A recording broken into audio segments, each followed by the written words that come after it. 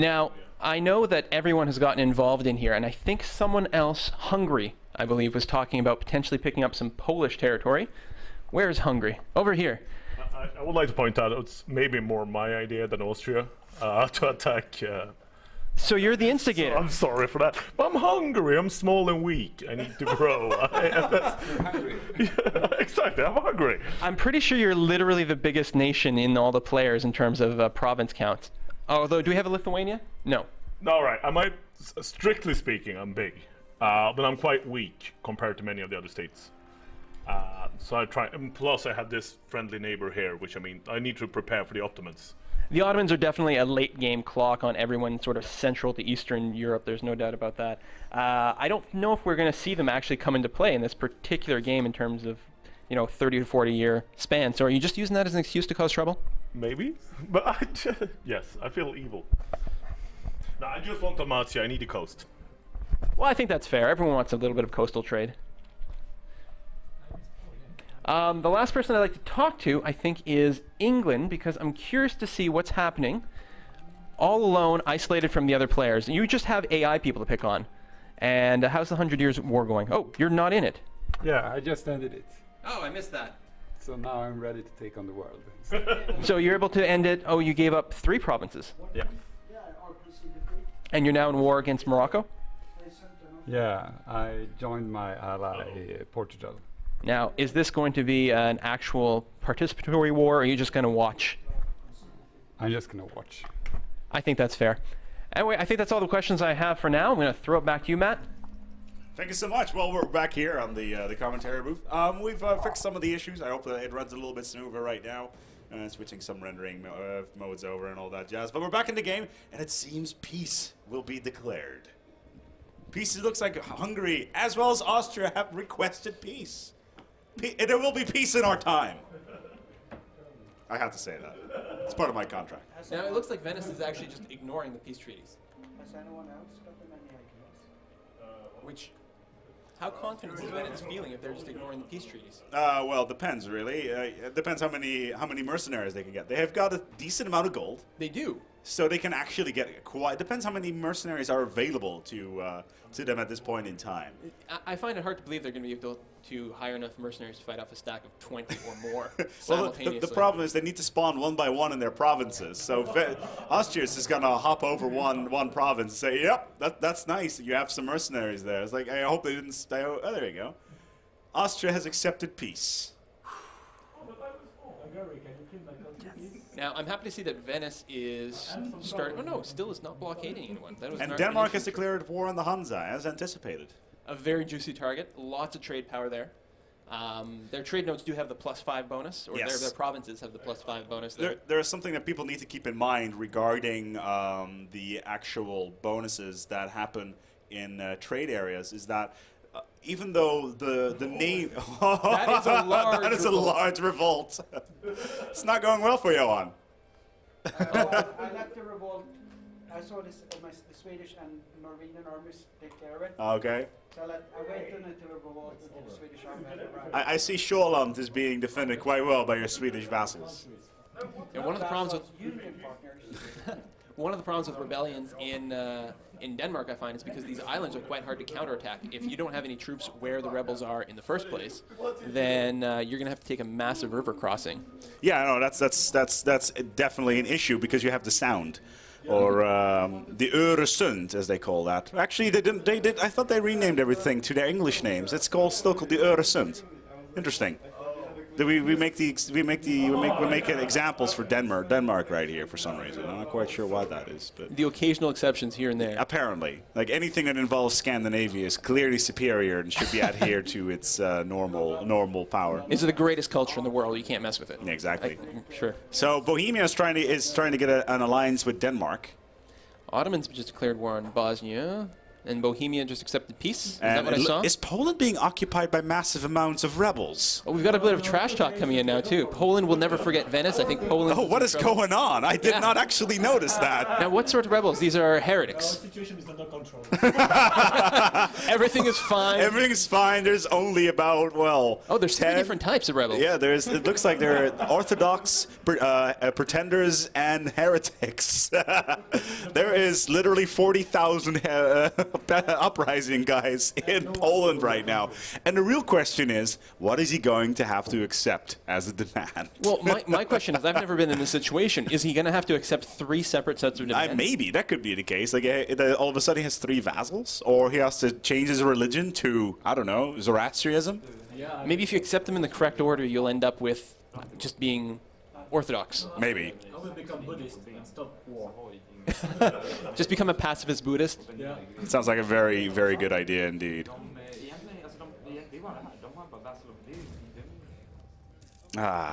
What's the season? September. I'm just seeing a lot of attrition here with Yeah, Austria. And as I recall, they don't have a whole lot of manpower to spare. No, they definitely not. Austria has a big deal with Austria is that it has a lot of support from the rest of the Holy Roman Empire.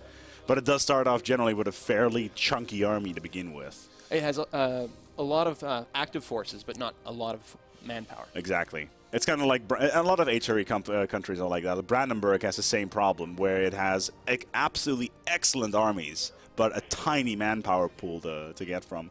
Which is why, as Brandenburg, it's really important to get Pomeria as fast as you possibly can, just to get A, you manage to get some ships. B, you manage to get some ships. Ooh, action! What are we getting? Oh, I guess his ruler actually died, so he wasn't able to re-elect them. Which is a very interesting decision that you have to make as the Merchant Republics. You can keep your current ruler, who in most cases starts off pretty well, and every time you re-elect him, he gets +1 to all the statistics as well. So he becomes a powerhouse. But yes. Every time you do that, you lose Republican tradition. Exactly, and every closer to being a monarchy. Yeah, basically, I think it's if you drop towards 20 Republic of tradition, you become a despot, a despotic monarchy. So basically, you will replace the guy that you have been boosting up the entire time, and he will turn into a king, and you will have all sorts of internal problems where people are going to reinstate the Republic until, you can suppress them like the peasants they are. Of course. Now, playing as a Republic, I actually found it quite hard to raise Republican tradition regularly. Right. Which made it very difficult to ever re-elect someone or justify it. Maybe the first time or try to keep it above 90, but there are also plenty of events that bring down your Republican tradition. Yes. So you have to play incredibly carefully, I found. Yeah, definitely, but there's also a couple that increase Republic tradition, which you want to keep your eye on. It's kind of like stability events. Stability events allow you to increase or reduce stability. There is actually a couple of very interesting stability events for Muscovy, or specifically Russia. If you want to westernize as Russia, there is a particular decision you can make, which means you can move your capital to a different position, which allows you to get a boost of 3 stability. The trick is to westernize. See all your stability drop to 0. Take the decision. You're back towards 0 stability, and then you can dig yourself out of the hole you've gotten yourself into without having the problems of the rebellions going on. And that's a decision you can actually see in the list, so you can plan for it ahead of time, Exactly. as opposed to just kind of gaming the system and get a Exactly. favorable event. One of the things that is nice, though, as playing as Republic is even if you're not choosing the same person and having to choose someone new, you still get to pick and choose exactly what kind of power points you're going to accumulate. You can take your guy who's good at administrative, diplomatic, or military tech, depending on whatever situation you're in at that time, which I really like that kind of flexibility. It also depends really on what sort of republic you have. You could have, there are several republics to start off in the game. There's Royal Republic, which is a variant where aristocrats are leading the thing. There's obviously the Trade Republic, which is Venice and Hansa, which is what happens in what you just described. And there's several others more that can be discovered through the tech tree as you tech up, and you can change through them as you go along. And a lot of people actually don't realize that in the game there are several specific things that specific game elements that you don't actually know about until you play that nation. Ming, for instance, you play Ming. Ming has a system which allows you to vote for factions inside your nation. It's very much like the Holy Roman Empire, but it allows you to focus on very specific things. Like you have bureaucrats. If you have the bureaucrats in power, all your buildings will be cheaper, for instance. If you have the other guys, the religious zealots in power, all of a sudden you will be really good at waging war, etc. So you have to balance that out. And as soon as you become China, you have to pick one of these three factions, and that will latch on towards towards China. And at that point, that stays until the end. Yeah. Yeah, permanent decision. Yes. Which is a great system. There's a similar, like I said, there's a similar system in place for the Holy Roman Empire, where there's all the voting going on, and which is pretty fun. I like instituting the reforms as the Republic. They're really interesting. I like how at first it sort of benefits everyone. Right. But then as time goes on, it becomes more and more advantageous for the Emperor himself and solidifies his power and centralizes it and moves him closer to becoming a single, all-encompassing permanent emperor. Exactly. Ottomans have declared war on Wallachia. And Aragon on Castile. Of course, those are both AI nations. Yes. Let's quickly pop over towards what Poland's doing. Oh my God. Portugal. Portugal. What's going on? Are you doing okay there, Portugal? It looks awfully stripy. Oh no! Oh, is it Morocco? Morocco is invading Portugal. Wow. I counted on Castile joining my war because they had army in the neighborhood and they joined and then didn't. They do that So sometimes. Castile joined the war but didn't actually contribute anything to it. Yeah. Now, isn't England also involved in this war? Well, yeah. And not contributing either? No, because England's too busy being England. So England, has the War of the Roses kicked off yet? Because the problem with England is it starts off with the most terrible ruler in Western Europe. Does it start with an heir? No. It starts off with the opportunity to get the Lancasters on board, which have one of the best rulers at the start of the game, which is the 555, which obviously what's this? Peasants' War in Muscovy. You know, I still haven't had that event trigger for me personally at any point. I always see it for other nations. It's really bad when it happens. You literally want to kill yourself every single time it happens, especially in a large nation, because you need to suppress all these people. What's going on there, Hargreave? Now, it looks like Really? Ah. in the Austrian-Venetian War, Venice still has all of its provinces, doesn't it? Did it? Oh, does it not still have Istria? No. They hold on. Oh, there we go. But Hungary has a province on the waterfront now, which is good. They start with Lika. Let's start with Lika. I thought they had only a single. I think they were aiming for Dalmatia. All right. Did not seem to be included in the peace deal. Oh, Venice, you're gonna get it so bad in a few years' time. One thing that's always what happens fairly often is Tuscany taking over most of Italy, which allows for some very interesting dynamics, because all of a sudden the papacy gets driven out of the Italian peninsula, and all of a sudden you got massive Tuscany reforming into Italy about 200 years ahead of schedule, which I personally love quite a lot. I do find the Papal States have a hard time in the game. They get in a lot of wars. Their allies don't always join in. Me as a player, I definitely try to avoid getting involved in those engagements because they just draw so much fire. Well, they were supposed to be allied to the Spanish around this point in time in history. If you've ever seen a TV show called The Borgia, it basically talks about that part of history and how the papal states were influenced and what sort of ridiculous political game was going on there between the Pope and his family of all people who you'd not expect to have a family, and the Italians as well as the Spanish, who really wanted to help the papal state as long as they kicked out all the Jews out of Rome for some reason. I don't even know why. I can't imagine. You know, going back towards Denmark. That's not Denmark. That's Poland. Hello, Poland. How's that? The rebellion. The rebellion is done. Are you still Catholic? He's Orthodox now. All right, so he had to accept Orthodoxy as a religion. You had no choice. Now, when you accepted that all the rebels go away simultaneously, that was everyone. Really? Oh, we need to fix that. They gave you an army? Yeah, 9,000 men. Oh, that's not bad. Wow, that worked out okay. Yeah, time to take on Bohemia, I guess. Yeah, that sounds like a good plan. Stirring the pot over here. Bohemia is like, wait, what? Moving my army straight away. It's just like, into the mountains we go!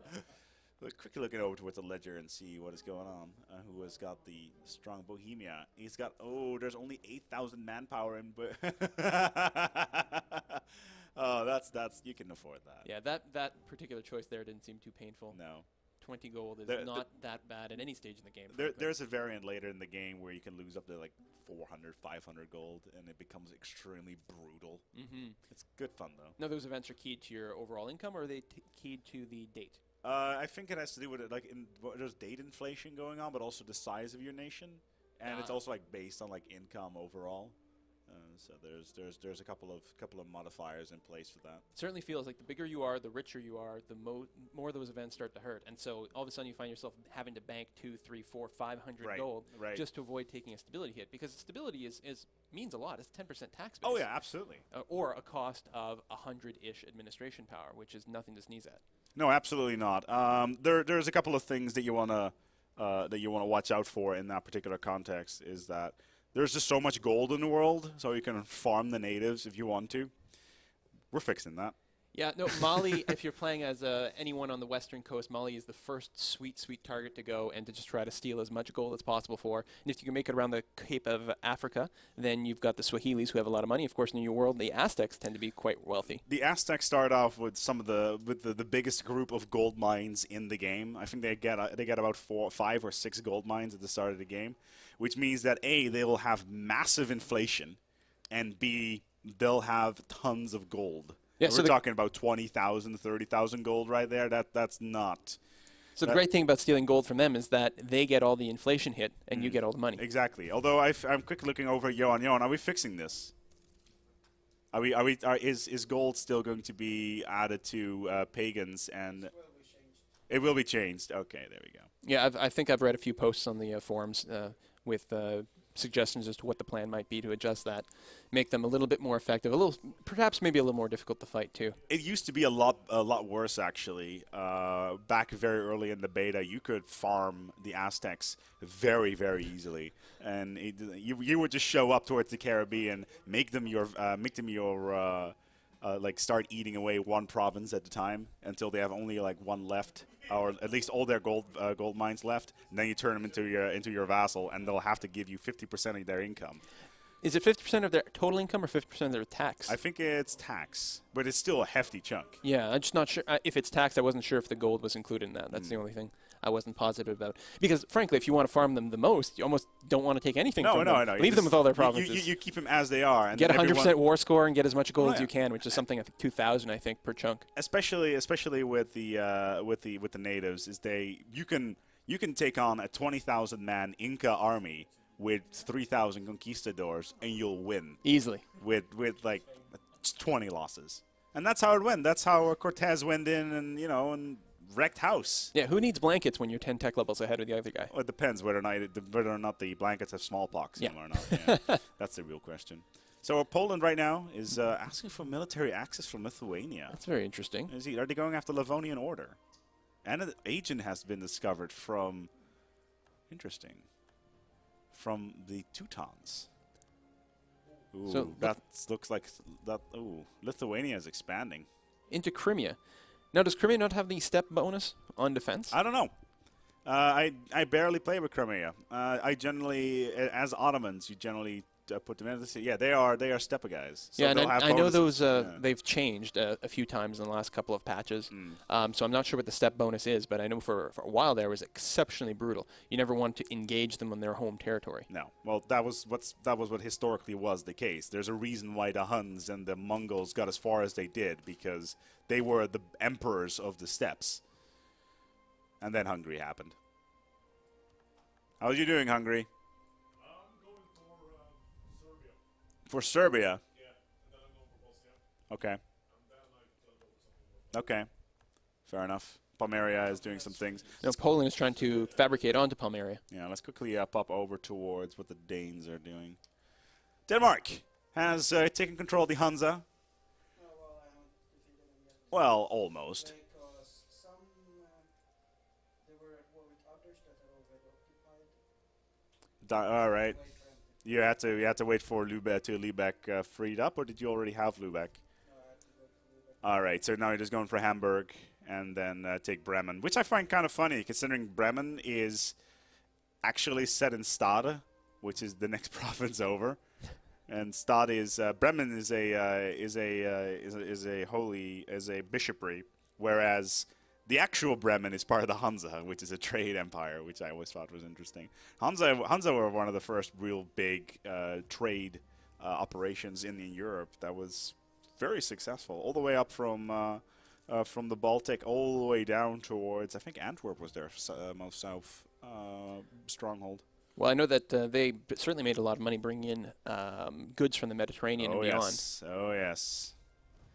And they had to pay the tax. Already, do you support your trade there, your production there, Johan? You had plague. Did you give them money? No, I did one that did cost least money. All right. Because I need the money and I'm running Fair enough. It's quite the navy blocking Denmark there, but it doesn't seem to have effective in any way whatsoever. destroying my economy. It is destroying your economy. Yeah, but that's only temporary. Yeah. Is that the Teutons? Yes. Teutons have no armies and I'm controlling their citizen. But you're losing control of the trade node, is what you're saying. Yes. Yeah, that's a problem.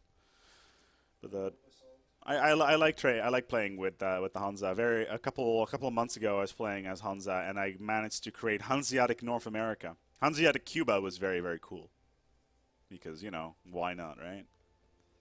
How much did you expand in Europe before you went and did that? Did you focus purely on backing up? I basically took everything involving Pomeria, some of the northern Holy Roman Empire states, and as soon as that was solidified, I started going out. It took about 100 years. But for some reason, the Spanish and the Portuguese had never landed in the Caribbean. And I was there first. And the Caribbean is so rich. It's amazing. Like, there were sugar plantations everywhere. And therefore, I had to rename Cuba to Suck It Castile. So We haven't seen anyone rename their nations. no, I haven't actually seen any people renaming a nation. And all of a sudden, everybody just hunches over their keyboards like, we're going to rename stuff right now. Sorry? Really? Really? Okay. I'm quickly looking over what Hungary is doing because this could be interesting. Quickly popping over back to Poland. Poland's got expanded. It's got Crimea. You feel confident. Very good. Now, how overextended are you? Not that much because there's no pop-up for us. I'm like 40%. 40% extension. 32.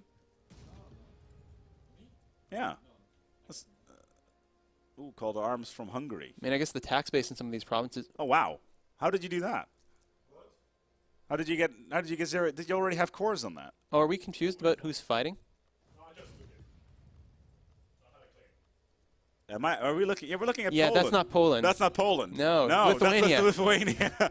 Lithuania, man. It's just like we're fine. It's the same color. That's almost the same color. Everybody in the stream is like, "That's Lithuania. How could you do such a terrible thing? The Commonwealth shall rise again." I always find it fascinating that Genoa has this giant colony on in the Black Sea. It's really spread out. Yeah.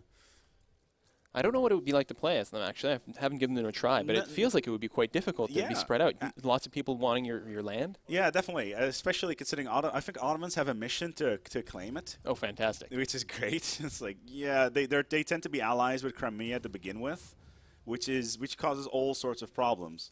Especially if you want to rise with the Purple Phoenix. Like people just got completely and utterly annihilated just because they want Genoa.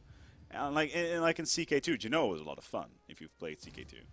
I have, just a little bit. Just a tiny bit? No, I played during the Republic time. I did play as Venice at that point, so Genoa is not someone I appreciate at all. Oh, I'm a Dutchman myself, so I had to create the Islamic Republic of Cairo.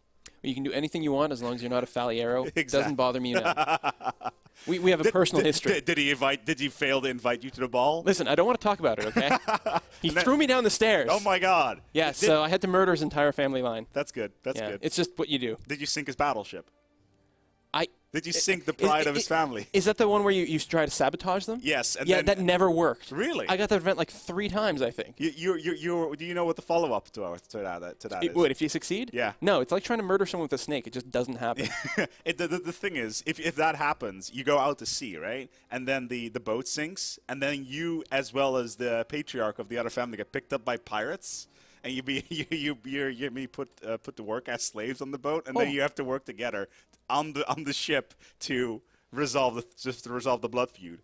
And then in the end, you have the opportunity to say no, screw you, and then you walk away. I had no idea. It's never worked out for me. I always get embarrassed because somehow the plan fails and I lose a bunch of prestige. So right now we have 8 people playing right now. We're looking over 8 people in front of us right now. We have we have got Hungary. Hungary, how are you doing? Okay, England, how are you doing? that's all England ever wants. Please die, Henry. Come on, you're insane. What are you doing? Denmark, how are you doing? Finally got peace. Layback is a proper Danish province. As it should be. As it should be. I got another merchant driving trade from the North Sea into Layback. Do you still have Skåne? Well, it's part of Denmark, right? Okay, I was about to say. Let's see. Poland, how are you doing? How are those rebellion uprisings? Oh, perfect. I'm just taking on Crimea right now. Really? A huge war score as well. Yeah. Looks like Crimea's just become the whipping boy. Yeah. Lithuania, how are you doing? There is no Lithuania. There's no Lithuania? Oh my God! How did I? Wait, so that was AI Lithuania? That was taking all that AI. line. It's like, my God, you're all worse than AI Lithuania. Oh, Polish vassal. Ooh. No? Crimea as a Polish vassal. That's pretty cool. He's backing up. England, how are you doing? England, I already got you. Portugal, how are you doing? Last time we checked, Last time you checked, you were being invaded by Moroccans. wasn't so good. Yeah, they took some provinces, and now I have a region to count. Oh my God, everything's going wrong. It doesn't get more south than that. That's pretty bad. Let's see. Austria, Emperor, what are you doing? Well, Venice attacked Milan, and I'm teaching them a lesson. Good. Venice, how are you feeling about this? Well, I want to expand. Why can't you just leave me alone? And that's always the problem in that region. You see these little, 1, 2, 3 province territories. You're like, well, this will be easy. Yes. And then you trigger these alliance webs, and especially with the emperor deciding to get involved, and it's miserable. You've got to play so carefully in the region. It is not as bad as it used to be. In EU3, we had something called alliance chains, where if somebody had an alliance with somebody else, they would chain into your war, and basically every 10 years, all of Europe would be at war, which was a serious problem to the balance of the game. So right now, if you have an alliance with somebody, they will not be called in. They will not chain into the war by proxy. Now, you can still manually call them to arms. Yes, but it's the best thing to do it in the first 60 days of the war. Otherwise, there's a huge minus. It's a minus 1,000 if you don't call them in within the first 60 days of the war. Yeah, they don't want to join a war that's already well established. Exactly. Not worth their time. Napoleon would say no to that. So Sweden is doing fine. Ooh, I hear a gong. Sweden's not a player. I hear a gong again. What's going on? I think Venice is doing something. Venice is pretty stripy. Let's get over towards Venice. What are they doing? Oh, that looks terrible. That's not going to end well. Austrian vassal. Just looking over. Sometimes you've got to just accept that. Frankly, it's like, no, there's no situation where annexation and vassalization is acceptable. Let's be fair. I'm looking at you, Hungary. Yeah, that's right. Yeah, I remember that the last multiplayer game we played. Some people are a little bit more deceitful than others. Yes. When you were at the event in Stockholm, the press event, did they put you in like a separate room for like 10 minutes after like an hour so you could discuss with other people what you should do? No, but when we did take lunch breaks and coffee breaks, there was a lot of little huddling around. Yes. And that's when we generated the big Poland-Swedish Muscovine alliance, or coalition, I suppose, against Lithuania, which would have been brilliant, except we decided to declare war when Sweden was in the bathroom. So,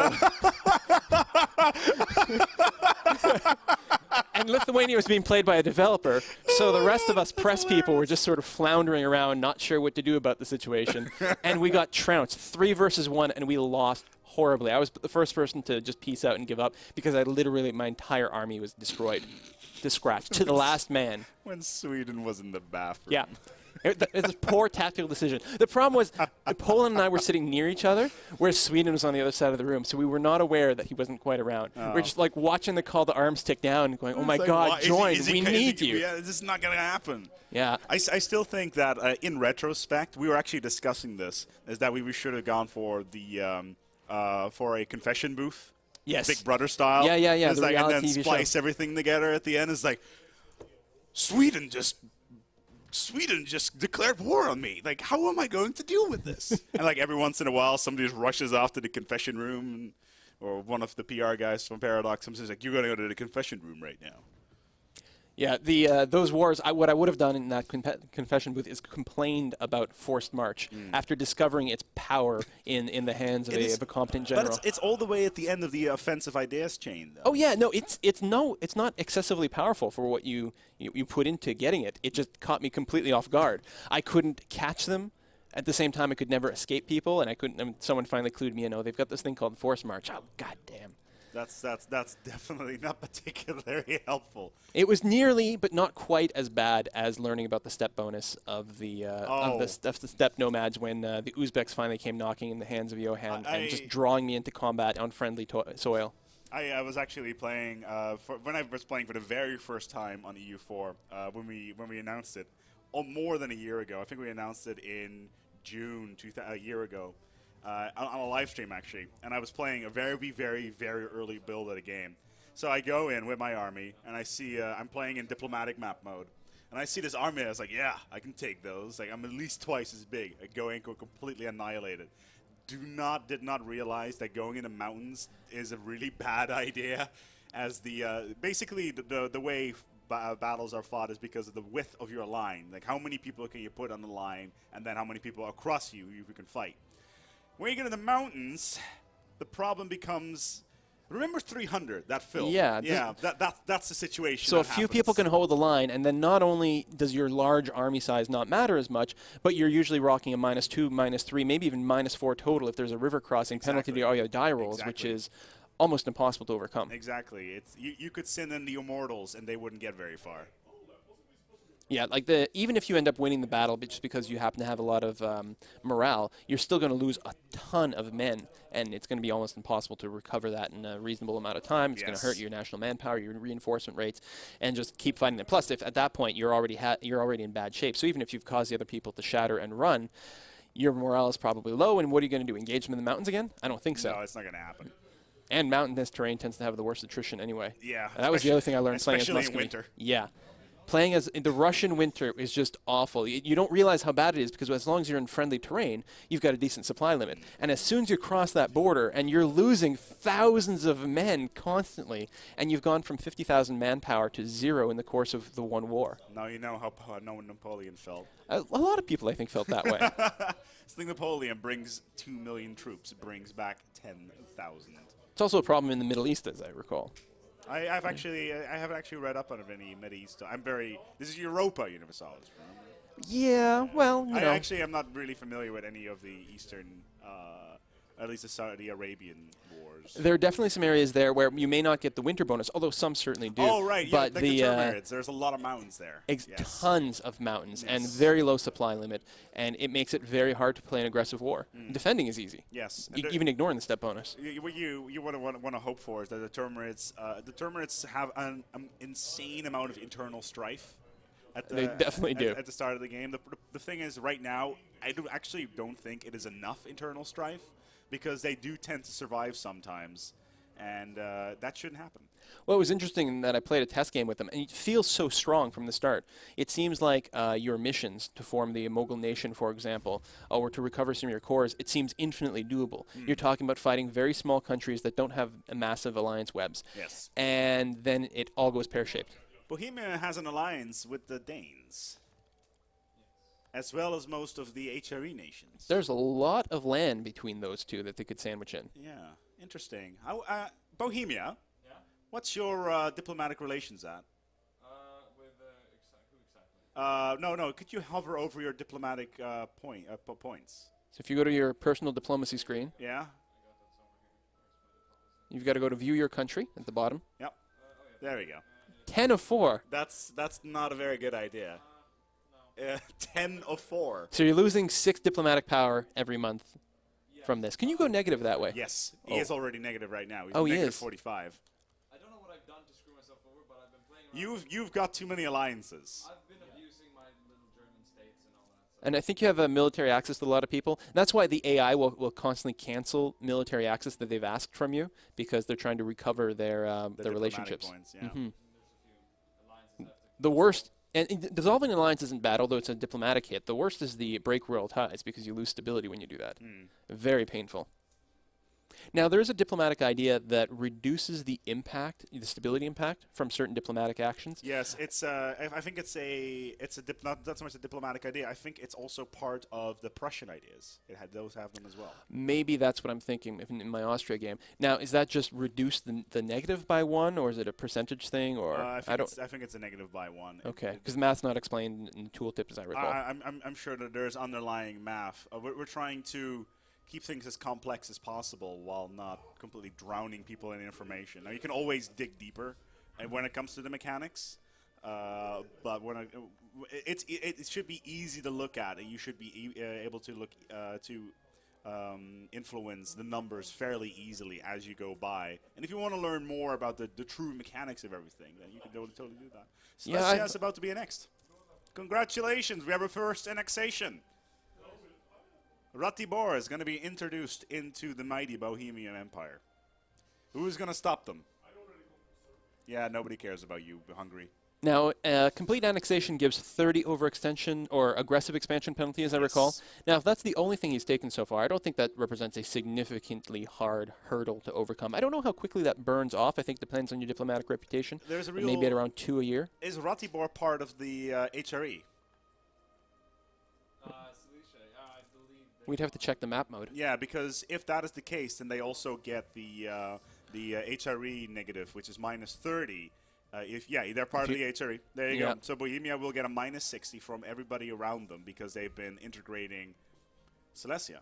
And that will also give Austria a CB, I believe. Yes, Imperial I think it's an Imperial Reconquest or the illegal holding of lands. Now, some of those you have to. Do you unlock with one of the higher level reforms, or is that right out of the box? I think most of them are right out of the box. Okay. There are a couple of special ones. Imperial Reconquest is actually one of the starter ones, mainly because it helps you so much trying to get those imperial points. Basically, the Holy Roman Empire, if you are the emperor, you can enact these ideas, these functions, what will give you bonuses while screwing over the rest of the HRE. They give you minor bonuses if you're in the rest of the HRE. However, the bonuses for the emperor are huge. So you have to get imperial points to do this, and you do that. You get those by conquering areas that are technically in the HRE, but are currently not voters.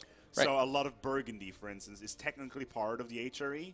However, it is currently part of an Burgundy. independent nation Exactly. that's not, So the enacting the reforms is sort of a two-part process because you need the imperial authority points to enable the decision, but then you also need the support from the lesser electors. Yes, and the lesser electors, as long as I believe if there's 20 lesser electors, there's still a bonus that applies, which allows you to get cheaper technology. I'm not entirely sure if that is the case. However, you always want to have a ton of princes out there who will vote for you.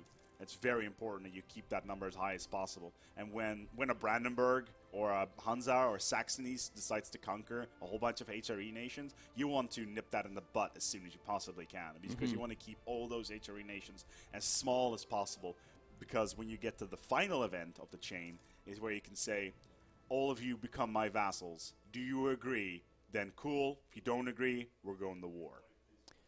Yeah, and one of the mechanics that enables the emperor, usually Austria, to keep that going is when you do go to war, rather than annexing terrain, you can force them to release these nations as independent nations. You get a rebirth, which means A, you get one of your electors back, they love you, and you also get a crap ton of imperial authority for that. 5 to 10, I think it depends on the size. It is quite significant now, and it's a percentage base, so it's 10% and goes all the way up to 100. If you have 100, you can enact these points, and you also obviously need the support from the lesser members. Does the imperial authority give you additional support or additional relationship with the lesser members? Yes, the higher your imperial authority, the higher the relationship bonus is. That's why as if you want to become the emperor, you want to mess around with Austria as much as you possibly can, while keeping friends with everybody else. The problem is that at the start of the game, you're going to have serious issues because you can only have 4 relations. That's why you want to have diplomatic. If you want to go for emperorship, you need those diplomatic ideas and those aristocrat ideas, because you get those diplomats as well as the additional